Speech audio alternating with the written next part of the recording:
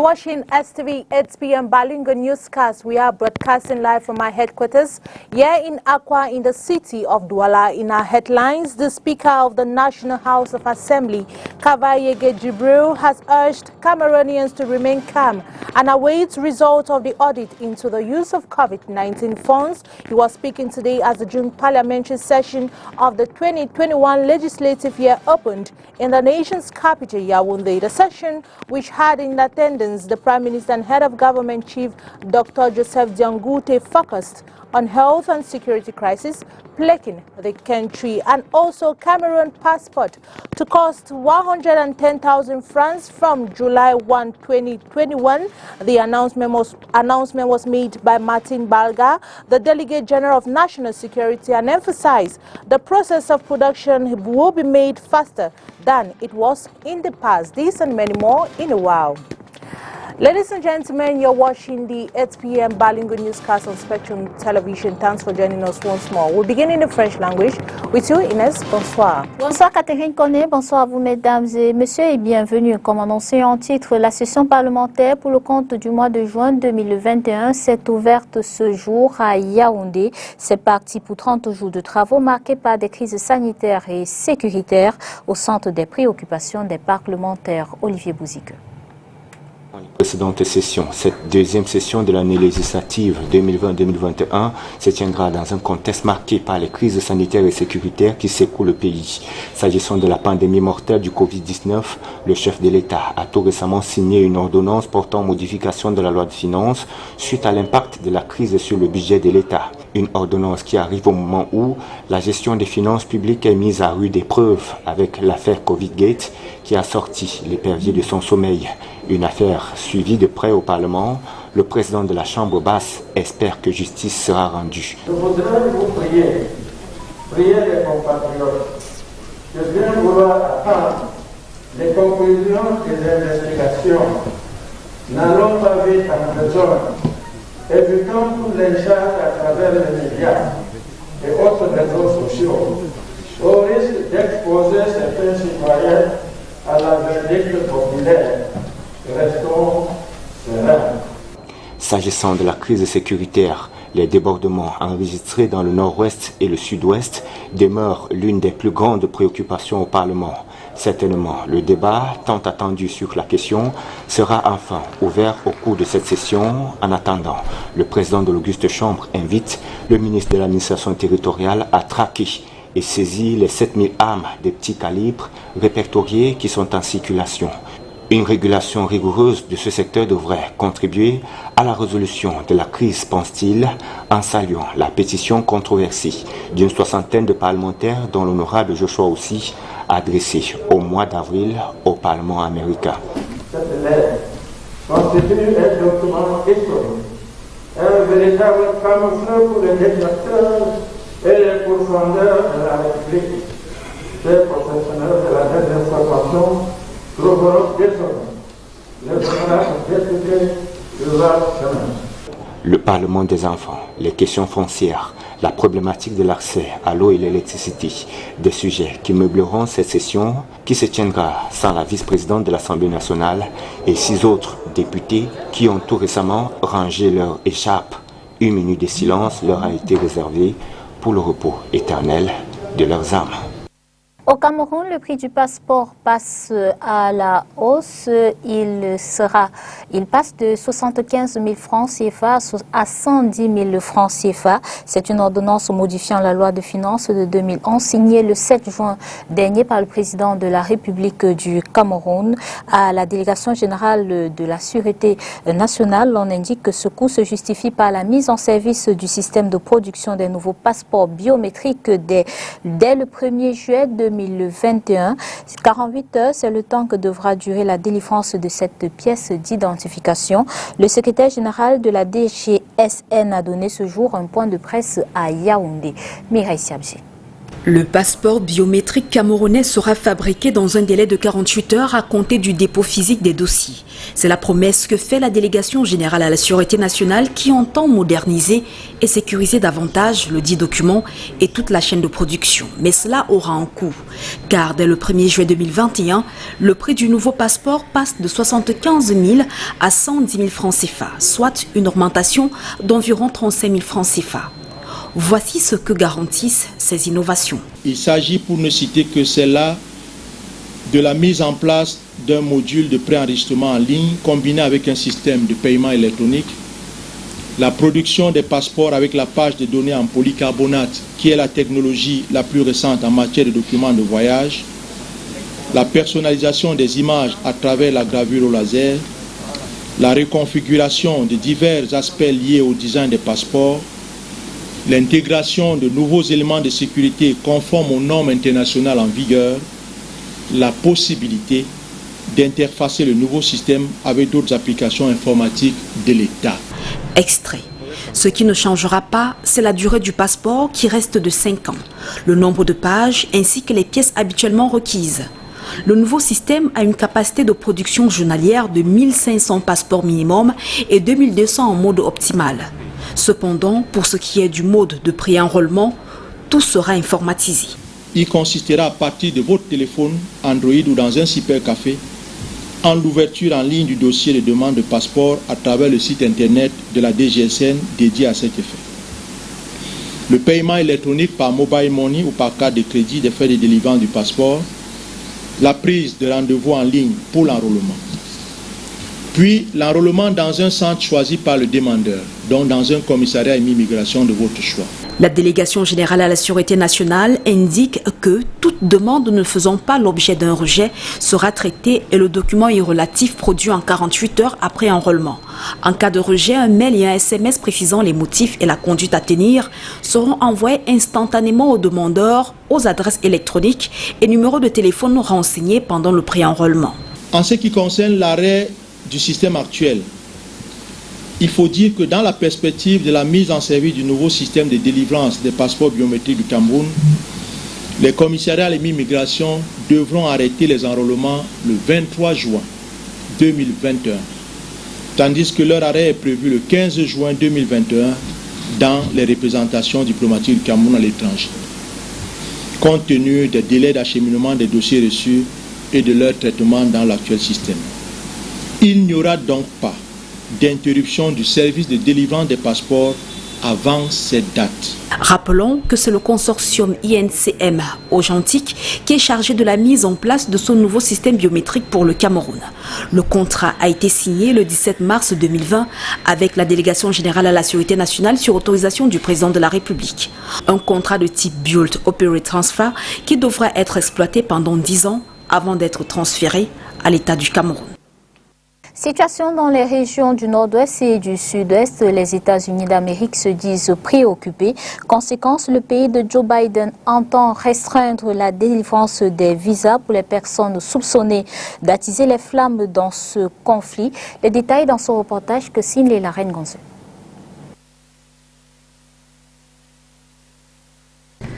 Restriction de visa des États-Unis pour tout individu soupçonné d'être responsable ou complice de la situation qui prévaut au nord-ouest et sud-ouest du Cameroun et qui par ricochet sabote les actions mises en place pour la résolution pacifique de ce conflit en incitant à la violence. À travers la décision signée le 7 juin du secrétaire américain et publiée sur le site officiel du gouvernement américain, ce pays entend montrer sa bonne foi dans la promotion d'un dialogue franc pour résoudre pacifiquement la crise qui secoue ces deux régions depuis fin 2016 et ainsi soutenir le respect des droits humains. Si le test de 3 pages ne dit pas à partir de quelle date la mesure prend effet, il faut cependant dire qu'il souligne la préoccupation du pays de Joe Biden face à un conflit qui, en presque 5 ans, a privé d'éducation de nombreux enfants, rendant par ailleurs certains orphelins. Réitérant son engagement à se tenir près du peuple camerounais, un énième appel est lancé en direction du gouvernement camerounais et des groupes armés séparatistes pour la tenue d'un dialogue sans condition. Notons que cette sortie intervient alors que le gouvernement camerounais a souvent décrié la mauvaise foi des puissances étrangères dans la non-dénonciation de ceux qu'il considère comme les instigateurs de cette crise et qui sont installés à l'étranger. D'ailleurs, il y a quelques semaines, des députés camerounais signaient une pétition allant dans ce sens.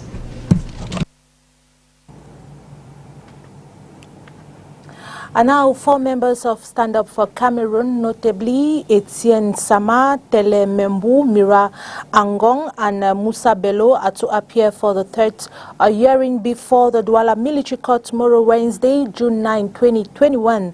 They have been detained for more than 8 months in the New Bell prison following their arrest at the end of a meeting on Friday, 18 September 2020. The 4 members are being accused of conspiracy of insurrection and revolution. Stand Up for Cameroon, however, reiterates that they have nothing to do in prison and demands for their release.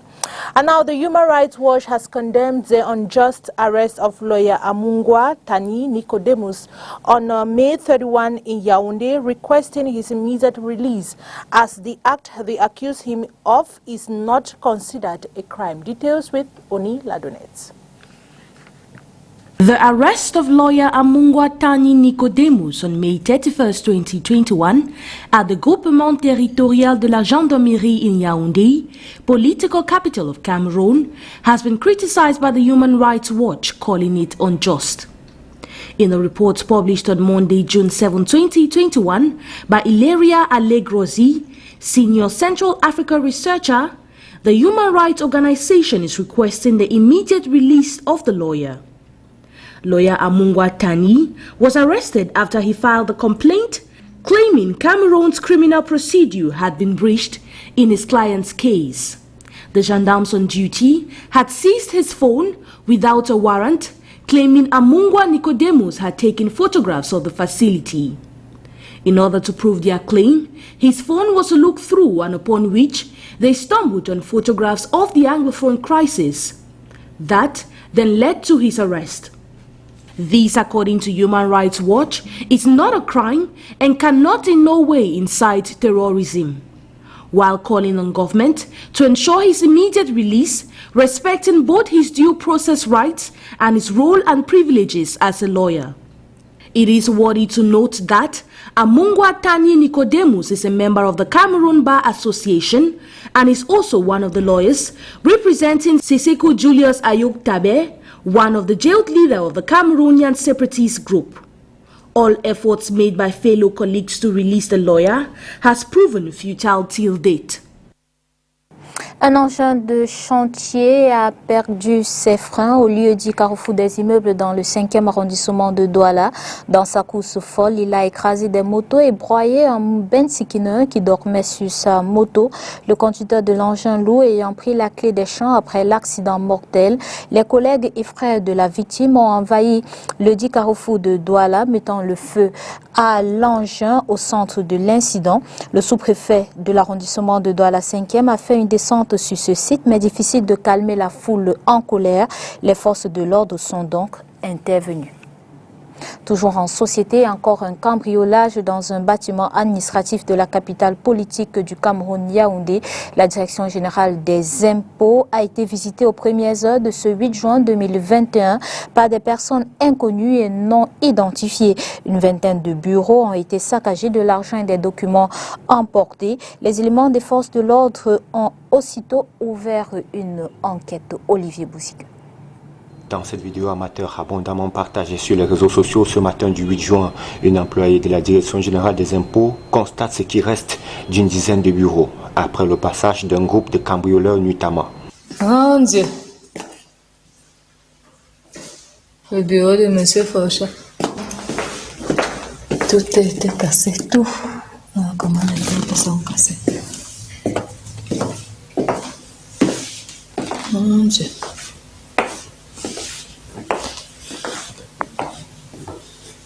Du 4e au 11e étage, abritant plusieurs services dont la DAG, une vingtaine de bureaux ont été vandalisés. Plusieurs employés cambriolés signalent avoir perdu leurs petites économies.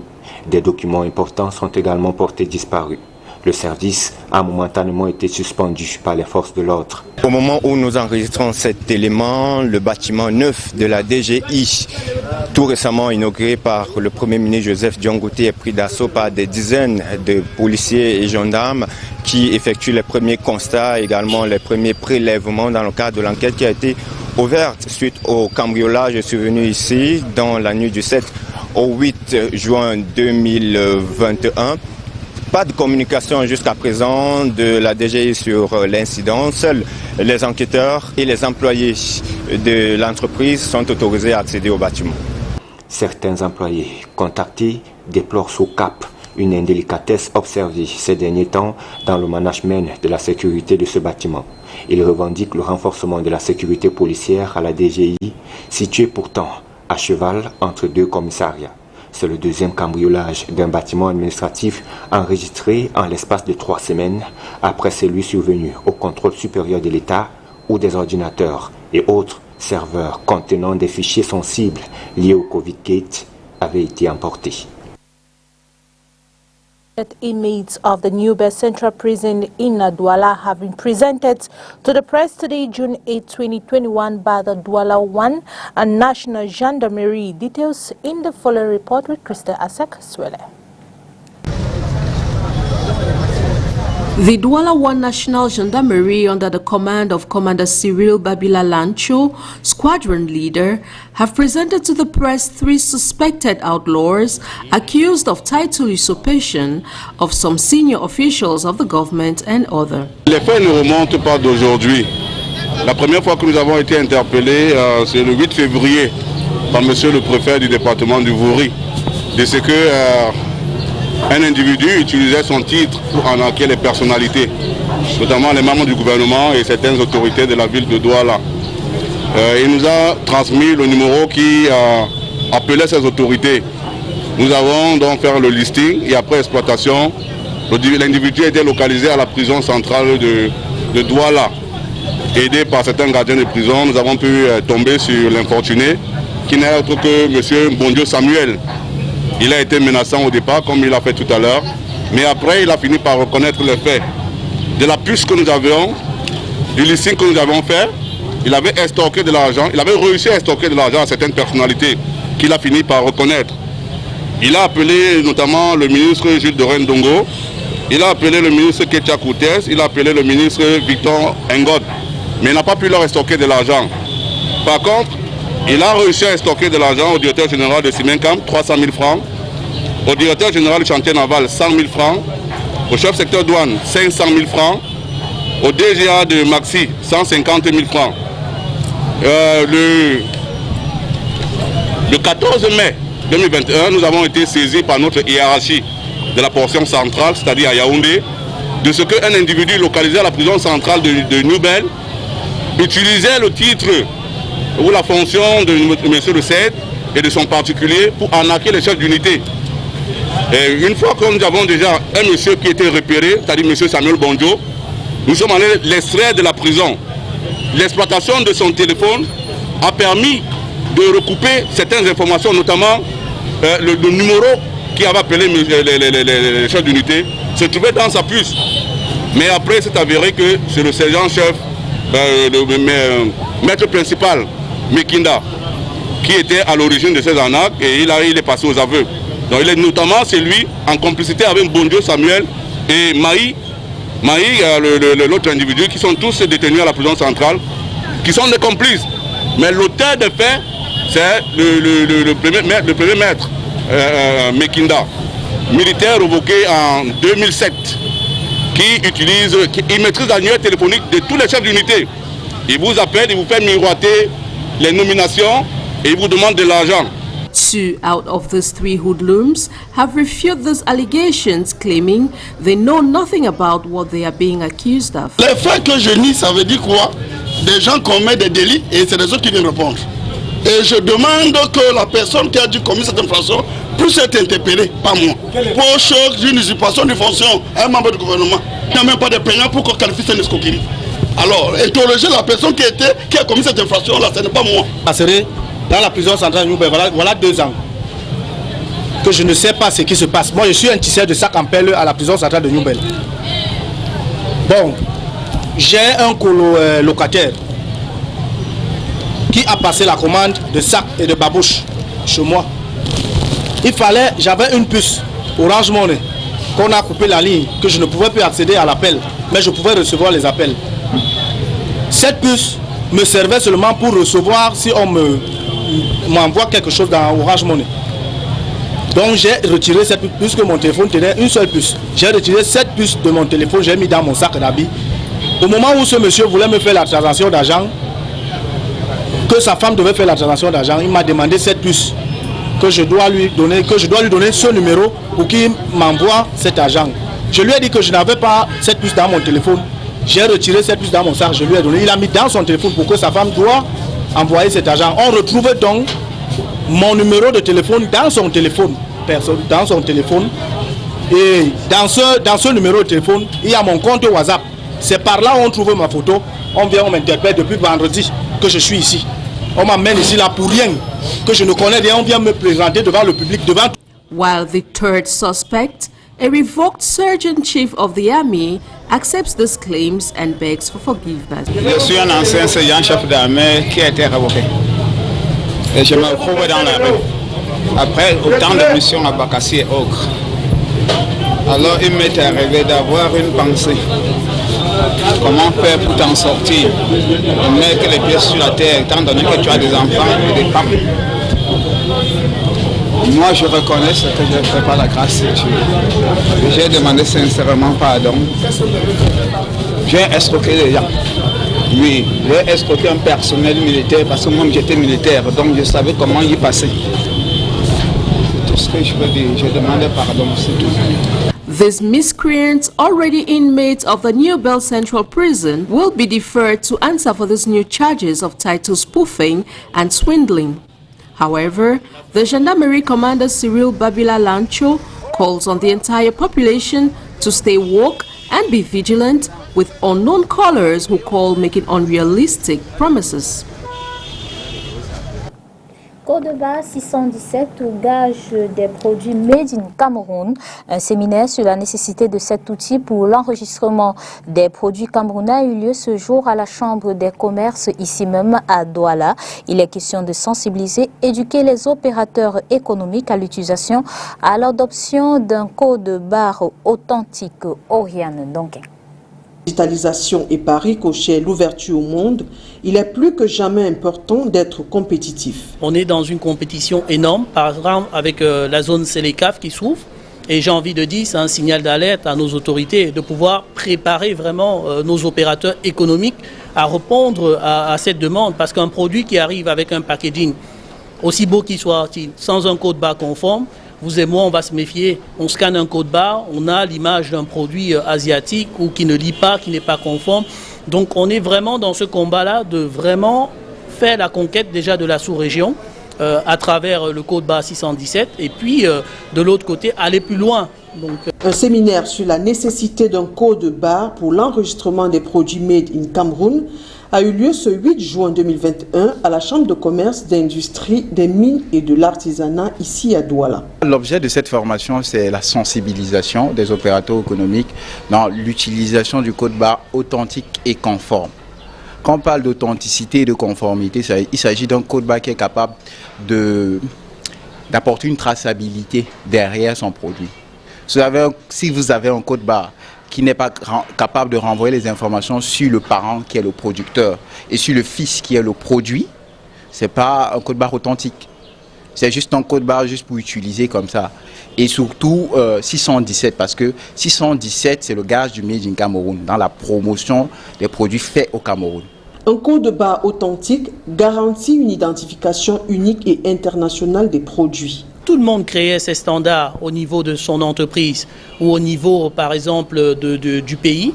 Mais ça ne servira à personne d'autre sur la chaîne de valeur. Donc GS1 a ce rôle de pouvoir connecter toutes les personnes avec le même langage à travers les standards. Donc c'est-à-dire que le code barre GS1 Cameroun ici dans la partie 617 est un code barre qui est identifié partout dans le monde. Donc quand on crée la carte d'identité de son produit au niveau du Cameroun, c'est déjà créé partout dans le monde et ça permet justement à nos opérateurs d'avoir la visibilité de leurs produits, la traçabilité pour vraiment confronter même les partenaires à l'extérieur. 617, langage commun du commerce mondial pour l'émergence du Made in Cameroun. En éducation, on parle du lancement ce jour, 8 juin 2021, des épreuves écrites du baccalauréat de l'enseignement secondaire général sur l'ensemble du territoire national, au sous-centre du lycée bilingue de Deido, où se sont rendus nos reporters. Ils étaient 589 candidats inscrits ce jour. La Reine Gonzeux.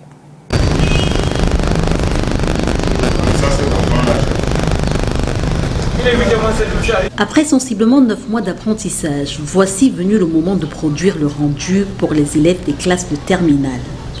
Ce mardi 8 juin 2021 était en effet date de début des épreuves présentées pour le compte du baccalauréat de l'enseignement général. Au sous-centre du lycée bilingue de Deido à Douala, impossible de savoir jusqu'ici combien des 589 élèves inscrits ont répondu présent dès le début des épreuves. Notre sous-centre reçoit 589 élèves, dont 265 garçons et 324 filles, toutes séries confondues, donc série A, série D et série C. Les littéraires composent en littérature, les scientifiques série C en littérature aussi, puis la série D ce matin compose la philosophie. Carte d'identité scolaire, récépissé, stylo, cache-nez, dans l'optique de préparer psychologiquement chacun des candidats, une séance de sensibilisation a été organisée la veille dans ce même établissement scolaire. Hier, en ce qui concerne mes élèves du lycée bilingue, il y a eu une séance de counseling pour la préparation aux examens où on leur prodiguait des conseils, le comportement dans les salles de classe. Déjà, ne pas paniquer, ne pas tricher. Je pense qu'ils ont retenu et ce matin ils ont lancé. Je pense que ça va. La Covid-19 continuant de dicter ses règles, un dispositif spécial pour le lavage des mains à grande eau et au savon a été installé à l'entrée du lycée et dans les salles ne sont admis que 24 élèves par classe. Notons que sur l'ensemble du territoire national, ce sont 115 447 candidats qui sont censés affronter les épreuves à eux présentées depuis ce 8 juin. Just like their counterparts in other regions of Cameroon, the final year students in the French subsystem of education in Kumba Southwest region of Cameroon have begun the written parts and practical parts of the baccalaureate and probatoire examinations as well as the Government Certificate of Education, GC, today, June 8, 2021. Krista Asexwele tells us more in the following report. In Kumba, chief town of Meme Division, the students are engaged in these examinations in 4 different centers, which include CAS Kumba, GBHS Kumba, GTHS Kumba, Sofati, and GTHS Barombikam. The senior divisional officer for Meme, represented by the second assistant, Mrs. Hemian Jonje, visited the centers and expressed satisfaction with the general conduct of the examinations, which kick-started at 8 a.m. Very impressed because in almost all the schools, I discovered all the students were present, except for one whom I discovered was absent in Sofati. And concerning the COVID-19 barrier measures, I discovered that all the schools are strictly respecting them. Thank you. Despite the calm and serene atmosphere observed at the various examination centers, security was on high alert to ward off any eventualities. The examinations will continue tomorrow, Wednesday, June 9, 2021. And now in sports, the 2022 FIFA World Cup qualification games are set to begin in September, and Cameroon will be playing against 2 times World Cup participants, Ivory Coast. More with Uni Ladonet. Behind the Cameroon-Nigeria friendly games lies an agenda for both teams to stay fit and prepared for the 2022 FIFA World Cup qualification matches set to begin in September 2021. Cameroon will be playing against Malawi and 2 times World Cup participants, Ivory Coast. while Nigeria takes on Liberia and Cape Verde. The boys of Antonio Conceição, who had a rough AFCON qualification, are yet to prove their superiority and preparedness as they were able to clinch just a victory in their last 3 games. A situation blamed by some on the inability of head coach Conceição to identify a winning Indomitable Lions squad. With 2 months remaining to the start of the 2022 FIFA World Cup qualification matches, football fans are hoping to see a more pushful and defensive Indomitable Lions team. And that sports report brings us to the end of the 8 p.m. bilingual newscast on Spectrum Television. Ladies and gentlemen, thanks for watching the news and see you tomorrow for another edition of the 8 p.m. bilingual newscast. Once more, good evening, Inès. Bonsoir Catherine Koné, bonsoir à vous mesdames et messieurs. Merci d'avoir été des nôtres. Bonsoir.